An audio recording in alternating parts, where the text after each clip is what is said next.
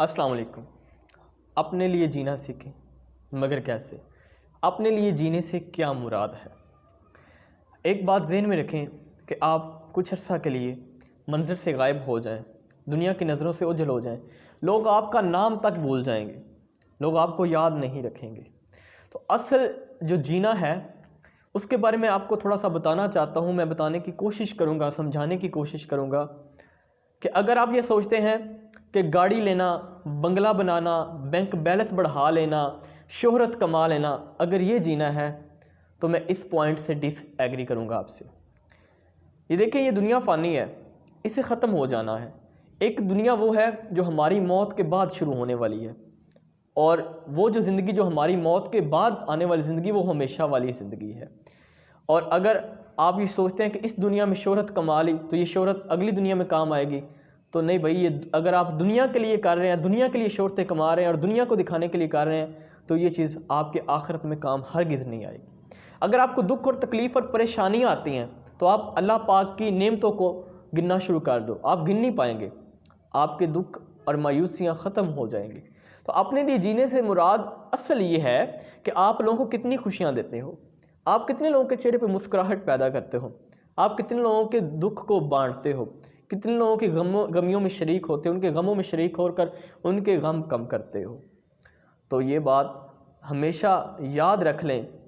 کہ آپ اگر لوگوں کو خوش کرتے ہیں اللہ کی رضا کے لیے، یاد رکھیں کہ اگر آپ لوگوں کو خوش کر رہے ہیں اور اس میں آپ دکھاوا کر رہے ہیں، لوگوں کی مدد کر رہے ہیں، آپ دکھاوا کر رہے ہیں، تو وہ ریاکاری ہو جائے گی۔ مگر جب یہی کام آپ اللہ کی رضا کے لیے کریں گے، لوگوں کو اللہ کی رضا کے لیے خوش کریں گے، لوگوں کو اللہ کی رضا کے لیے ان کی مدد کریں گے، ان کے ساتھ کندھے کے ساتھ کندھا ملا کے چلیں گے،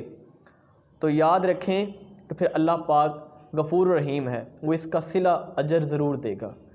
کیونکہ اگر کوئی بندہ اللہ کی رضا کے لیے کام کرتا ہے تو اللہ پاک جانتے ہیں کہ یہ میرا بندہ میرے لیے کام کر رہا ہے، اور پھر اللہ پاک اس پہ اپنی رحمت نازل فرماتا ہے۔ تو اصل جینا یہ ہے پیارے بھائی کہ آپ لوگوں کے ساتھ کتنی ان کے دکھوں میں شریک ہو رہے ہیں، ان کی خوشیوں میں شریک ہوں، ان کے دکھوں میں شریک ہوں، ان کے کام آئیں۔ میں نے پہلے بات عرض کی، فقط اللہ اور اللہ کے رسول کی رضا کے لیے۔ جب آپ کا جو مین تھیم ہوگا، جو آپ کا مقصد ہوگا، ایم ہوگا، وہ اگر اللہ اور اللہ کے رسول کی رضا ہوگی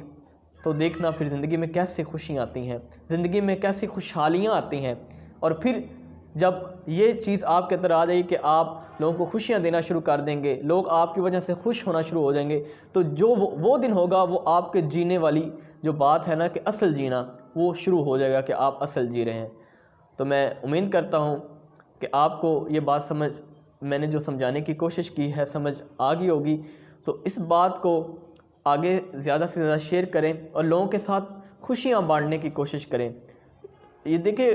ہر بندہ آج کل کے دور میں پریشان ہے، ہر بندہ اپنی زندگی جینا چاہتا ہے، مگر ورز اتنی ہے، پریشانیاں اتنی ہیں، کہتے ہیں sorrow lose the lesson of life, غم زندگی کو کم کرتے ہیں۔ تو آپ لوگوں کے ساتھ خوشیاں بانٹیں، ان کے دکھوں میں شریک ہوں، ان کی مدد کریں جتنی ہو سکتی ہے، ان کے ساتھ محبت اور مسکراہٹ کے ساتھ پیش آئیں، حسن اخلاق والا معاملہ رکھیں،